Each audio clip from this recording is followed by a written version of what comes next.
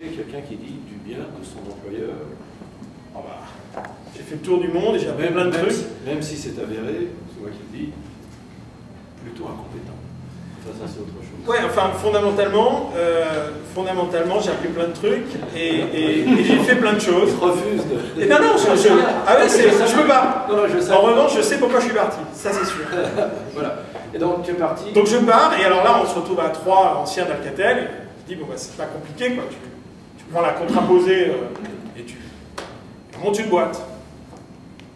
Alors là je touche le mur de mon incompétence. À 3 pour monter une boîte, et je suis sûr que dans la salle il y a des vrais entrepreneurs qui sont capables de partir de rien. Là moi je vois à quel point je suis un boulet quoi. Parce que moi je me pose des questions, alors quand on sera 200, il faut bien qu'on ait pensé à ça, parce que ce qui est très dur dans les grosses boîtes, quand on essaie de faire des choses différentes dans les grosses boîtes, ce que j'ai toujours fait, c'est qu'on n'arrête pas de se prendre des obstacles qui sont là parce qu'ils ont été érigés pour les mauvaises raisons. Donc c'est un produit qui a été conçu pour faire un truc, on essaie de lui faire autre chose, puis on découvre des limitations bien plus tard. C'est un système informatique pour rentrer une commande. Moi, je suis très opérationnel, donc je regarde aussi les choses de ce genre. Un système informatique pour rentrer une commande où on passe 10 fois plus de temps que ça mériterait. Oui, mais le système a été conçu pour un autre truc il y a 10 ans et puis on ne l'a pas changé. Voilà, c'est ça, souvent, quand on essaie de faire des choses différentes dans une grande entreprise, il faut arriver à vivre avec ça. C'est passionnant parce qu'on transforme, on change. Mais là, je me suis dit, on va monter notre boîte, je vais designer le truc, nickel. On peut monter jusqu'à 500 millions, il n'y a rien qui bouge, les moteurs sont bons. Et bon, c'est évidemment une énorme erreur d'appréciation, mais c'est bon, quoi. C'est bon parce que tu te confrontes. C'est une boîte de quoi? Alors c'est une boîte qui fait un truc. Je pense que même aujourd'hui l'histoire elle passe. Donc non, parce que le problème de ces idées, c'est qu'elles vieillissent vite. Mais l'idée, à mon avis, elle passe toujours. Remettez-vous 5-6 ans en arrière et repensez à la place que BlackBerry a dans l'écosystème. C'est monstrueux. Enfin, moi, j'étais un early adopter de BlackBerry du temps des pagers. Ces gens-là, ils ont quand même écrit une sacrée page de l'histoire des télécoms. Mais il y a un truc qu'ils ne faisaient pas. Il y a un truc qu'ils ne faisaient pas, et un truc qui fait 90% du trafic en Italie et 100% du trafic en Indonésie. Le BlackBerry en mode prépayé. Ça, ils ne faisaient pas. D'ailleurs, ils font toujours pas. Je ne vais pas d'avis là-dessus. Je suis pas... De toute façon, ça va s'arranger. La nature est en marche. Les forces de la nature sont en marche. Mais donc, il n'y a pas de BlackBerry en mode prépayé. Et donc ça, c'est une super idée. Donc il faut savoir que BlackBerry, un des trucs qui a vraiment bien marché pour BlackBerry dans les pays émergents, c'est bien sûr l'email, le service premium, etc. Mais c'est le BlackBerry Messenger. Ouais, c'est une merveille. C'est une vraie merveille. J'étais aussi un early adopteur du BlackBerry, donc je peux témoigner que c'était grand. Et en Indonésie, enfin, moi j'ai toujours regardé une attache sur ces pays d'Asie. En Indonésie, ils ont fait un tabac avec des terminaux qui n'étaient pas du tout conçus, qui étaient conçus pour de l'email professionnel, etc. Ils ont eu un marché super qui s'est déroulé devant eux avec le BlackBerry Messenger. Et donc on se dit, bon bah, si on arrive à mettre un client sur un BlackBerry et à offrir en mode hosté, on aurait dû dire cloud d'ailleurs, ça fait vachement plus chic, mais offrir en mode hosté un service de prépayé. Et finalement l'opérateur n'a pas du tout, parce que l'opérateur il ne touche pas au BlackBerry, tout se passe chez BlackBerry. Donc il faut que ce soit sans douleur cette affaire-là. Et donc on arrive et c'est t'en veux 3, t'en veux 10, t'en veux 30, t'en veux 300 000, je m'occupe de tout, mais on peut faire apparaître une icône sur le terminal qui permet de faire du BlackBerry en mode prépayé, donc de l'email. Et à partir de là, avec cette currency, tu peux faire tout un tas d'autres choses. Et donc c'était ça l'idée de la boîte. D'ailleurs la boîte a été créée et elle a des clients. Mais ce que j'ai principalement en Afrique, Maroc en particulier. Et ils sont en train de se faire couler par la Huawei justement. En l'occurrence, oui, sur la partie réseau, là on est en plein dans le territoire chinois. Mais donc c'était une idée sympa. Pour la première fois, je me retrouvais à monter un dossier, non pas pour convaincre des gens dans une grosse boîte, mais pour essayer de lever les financements, confronter à toutes les problématiques de... T'es installé où? Ah, on s'est mis à Palaiseau. Ah oui, Ah oui, mon bon monsieur. Je connais.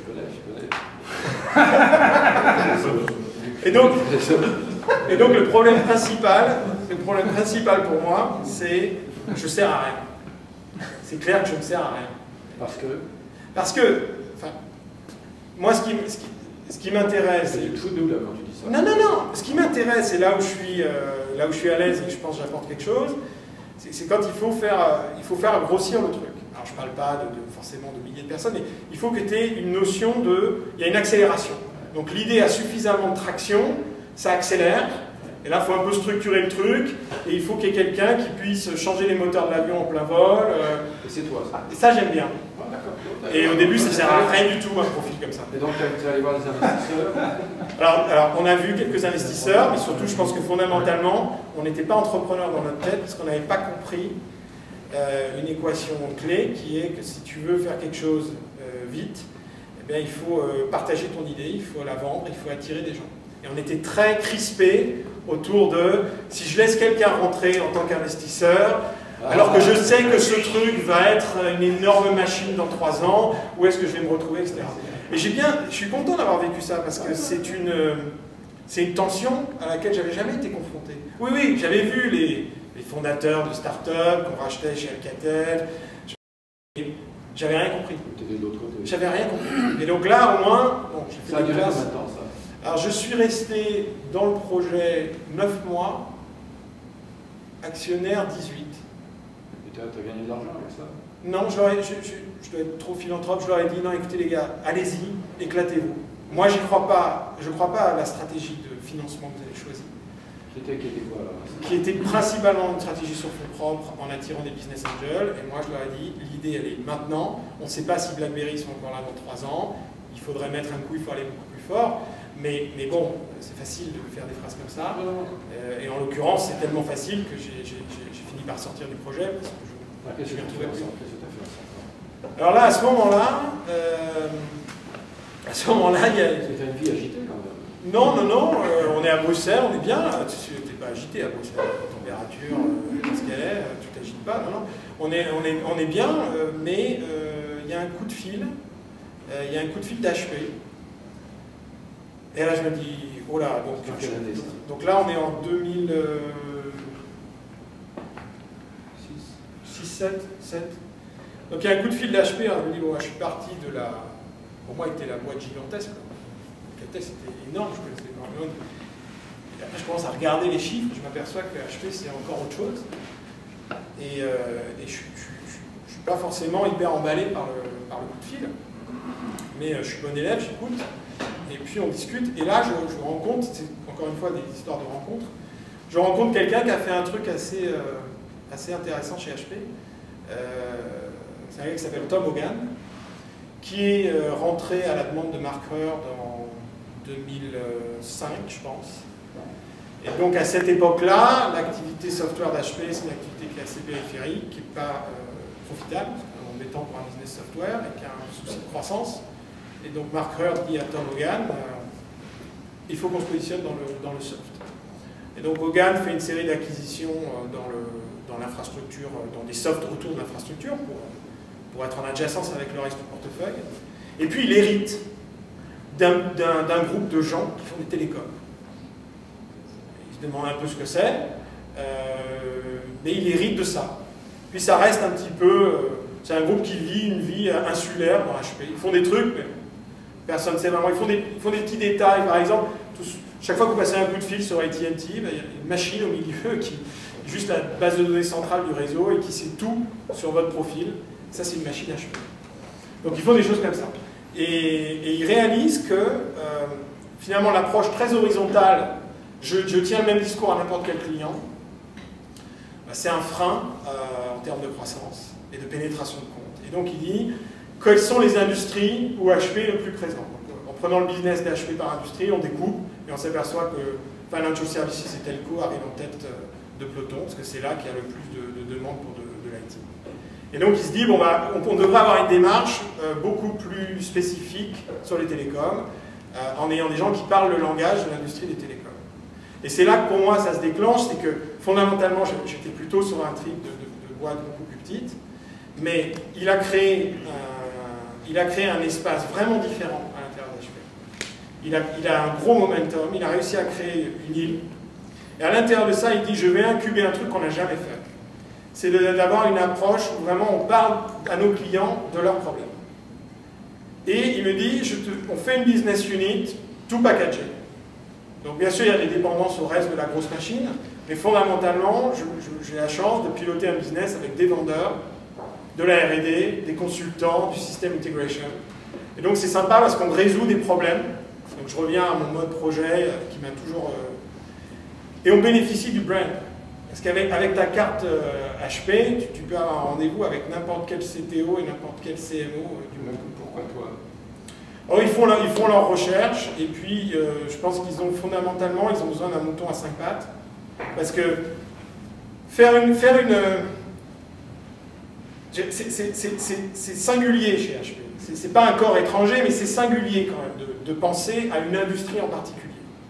C'est vraiment très singulier. La boîte, elle réfléchit hyper horizontal. Deuxièmement, il faut mettre des trucs ensemble. C'est pas le vendeur de hardware qui arrive, puis le vendeur de software. Non, on essaye de mettre les choses ensemble pour résoudre un problème. Donc il faut un mouton à 5 pattes. Et je pense que ce qui leur a plu, c'est le fait que j'avais bossé dans pas mal de pays. Parce que les télécoms, c'est pas un marché, il y a 3 clients par pays, quoi. Il y a 50 clients dans le monde qui drivent 80% du business.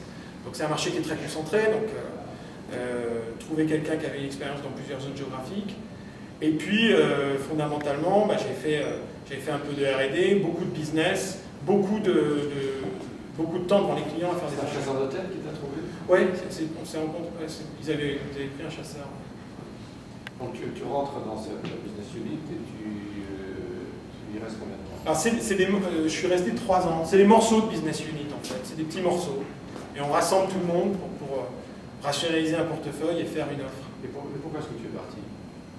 Ici? Pourquoi je suis venu aux États-Unis? Non, pourquoi est-ce que tu es parti d'HP? Est-ce que tu n'es plus chez HP? Oui, non, je suis plus chez HP, je suis parti en avril dernier. Je suis parti parce que fondamentalement, j'ai vraiment besoin d'être très aligné avec la stratégie. Donc je suis dans l'action, je suis très opérationnel. Et pour moi, on va dans une certaine direction.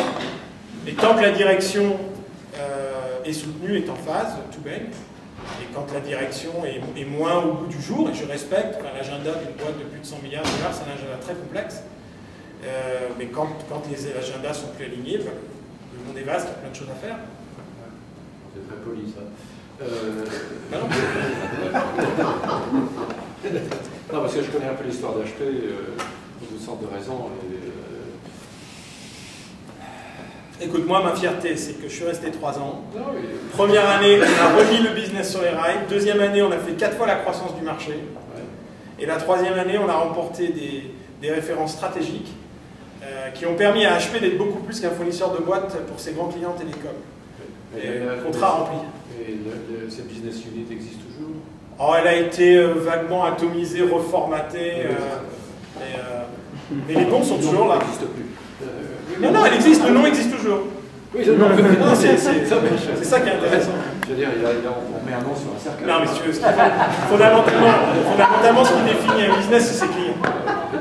Fondamentalement, ce qui définit un business, c'est ses clients. Non, je plaisante. Non. Alors maintenant, comment est-ce que tu as rejoint ces deux scientifiques de HPC qui High Performance Computing? Alors là, pour le coup, les choses se rassemblent bien parce que... Il y avait des anciens d'HP là-dedans? Pas du tout. Non, ils avaient un de leurs board members. En fait, c'est une boîte qui a vraiment une histoire super. 3 boîtes de suite par 2 entrepreneurs qui avaient un leitmotiv, c'était self-funded. Et donc ils montent 3 boîtes de suite, ils réinvestissent à chaque fois. Et donc là, la troisième, qui démarre en 98, elle fait du stockage pour les super ordinateurs. Alors, explique un peu ce que c'est un super ordinateur dans ce contexte, parce que le mot... Alors, je pense que vous avez entendu parler de